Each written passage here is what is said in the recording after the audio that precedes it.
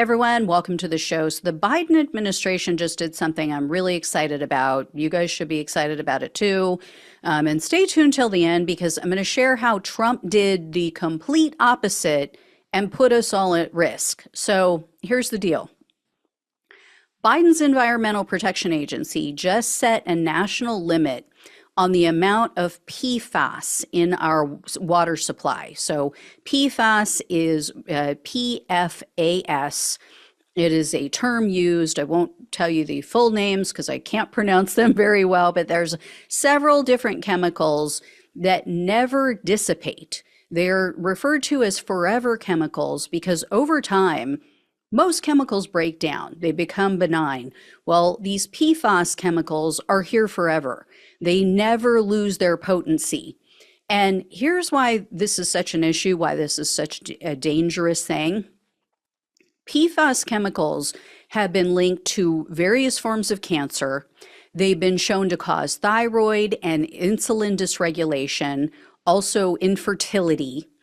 They're linked to a disruption of cholesterol, also liver enzyme levels, kidney disease. They've been shown to affect our immune systems. They've caused life-threatening issues for pregnant women, and they are extremely dangerous for unborn babies.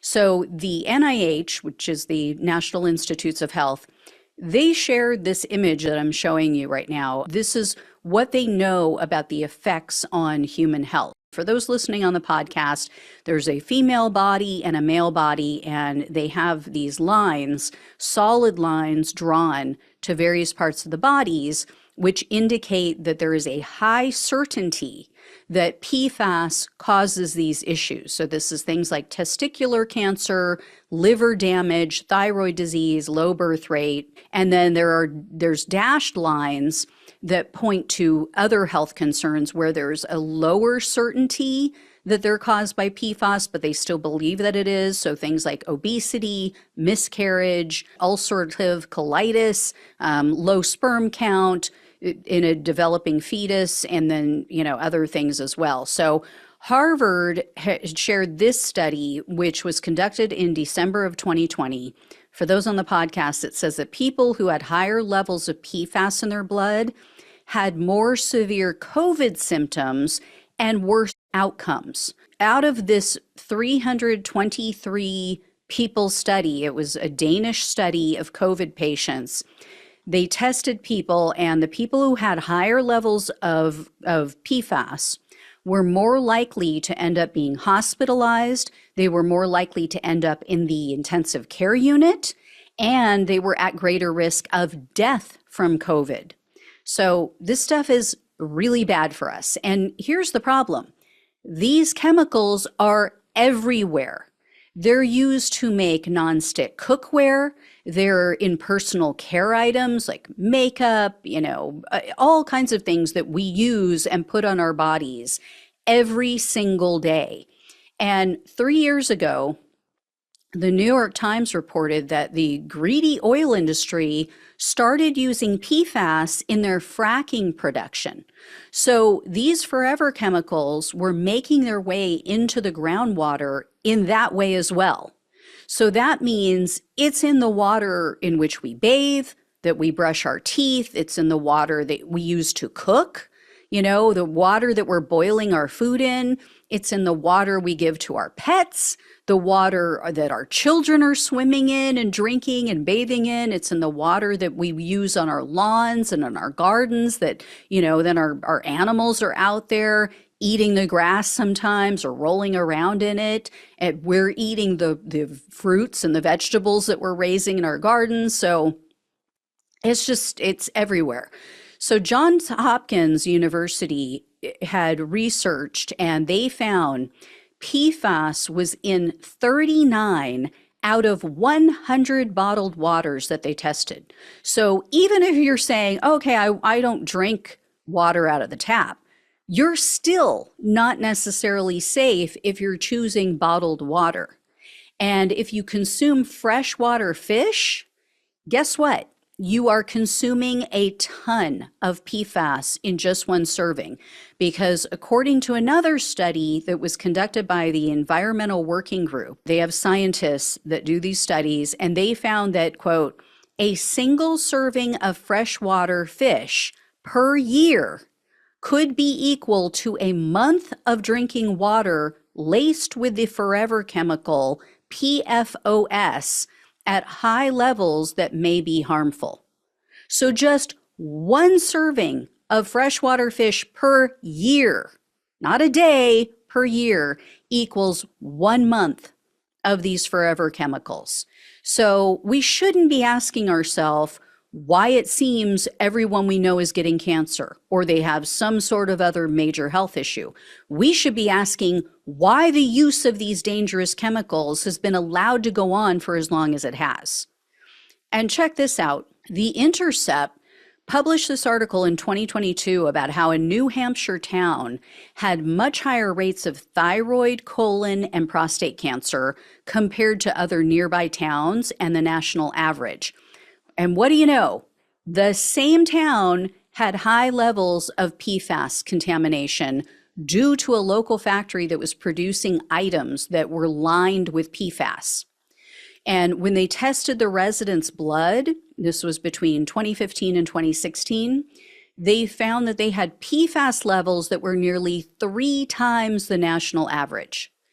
And PFAS were banned in Minnesota because there was a young woman, 20 years old, she died after she was diagnosed with a rare form of liver cancer at only 15 years old. Although the full ban, I should say, it doesn't go into effect until 2032. They're phasing it out. So they still allow also and will continue to allow the use of PFAS if it's necessary for public health. So the reason this was so crucial and became an issue in Minnesota is because the 3M headquarters were there, or they still are, and they produced a ton of products containing PFAS. So they were also allowed, 3M, to dump a ton of PFAS into ground pits for literally decades. So it completely contaminated the water supply. So eventually there was a lawsuit and regulators looked into it. They found that PFAS levels were more than 10 times higher than what was even allowed at that time, which was so lenient. I mean, the rules back then were far less onerous.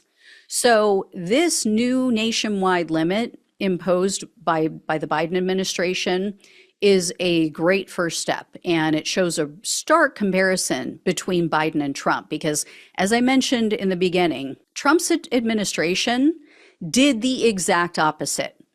The Hill news outlet reported that the Trump administration, the officials in his administration, stopped experts from warning lawmakers that there was this massive PFAS loophole in a piece of legislation that they passed. So according to internal communications that the Hill has reviewed, EPA staff members tried to warn Congress members, but Trump's political appointees blocked them. One of these people who blocked them used to work, you're going to be so shocked by this, used to work for a chemical industry lobbying group. So this all went down over the course of 2019 and 2020. And what happened was this loophole was written into this bill, and it allowed companies to skirt reporting requirements. So the way they got around this was they designated PFAS as quote unquote standard chemicals.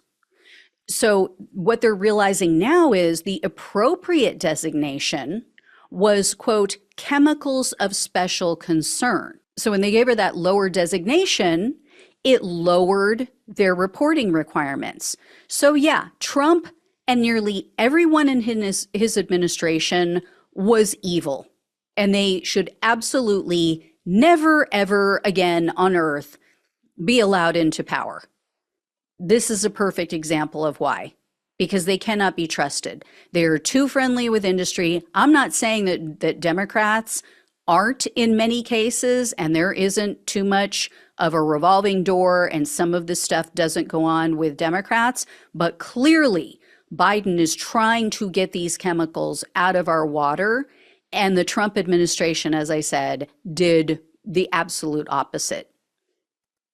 Did not care that they created this loophole, and they tried to cover it up. So that's what we're looking at if they get back into power. So anyway, I will let you know when or if I hear more. Thank you all so much for watching and listening. Please like, share, and subscribe. Please donate if you can.